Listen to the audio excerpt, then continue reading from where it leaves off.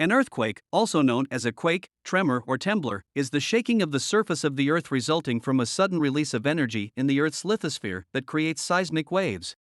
Earthquakes can range in intensity, from those that are so weak that they cannot be felt, to those violent enough to propel objects and people into the air, damage critical infrastructure, and wreak destruction across entire cities. The seismic activity of an area is the frequency, type, and size of earthquakes experienced over a particular time period.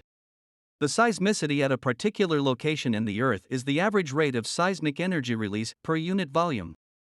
The word tremor is also used for non-earthquake seismic rumbling. At the Earth's surface, earthquakes manifest themselves by shaking and displacing or disrupting the ground. When the epicenter of a large earthquake is located offshore, the seabed may be displaced sufficiently to cause a tsunami. Earthquakes can also trigger landslides. In its most general sense, the word earthquake is used to describe any seismic event, whether natural or caused by humans, that generates seismic waves. Earthquakes are caused mostly by rupture of geological faults, but also by other events such as volcanic activity, landslides, mine blasts, and nuclear tests. An earthquake's point of initial rupture is called its hypocenter or focus. The epicenter is the point at ground level directly above the hypocenter.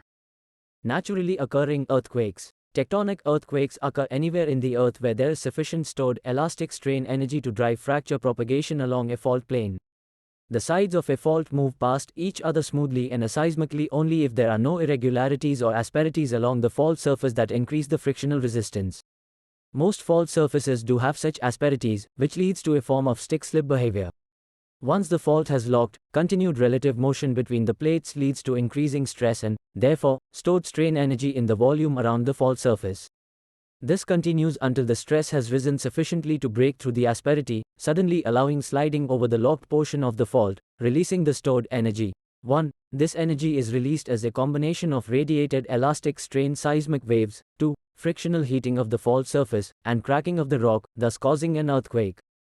This process of gradual buildup of strain and stress punctuated by occasional sudden earthquake failure is referred to as the elastic rebound theory. It is estimated that only 10% or less of an earthquake's total energy is radiated as seismic energy. Most of the earthquake's energy is used to power the earthquake fracture growth or is converted into heat generated by friction.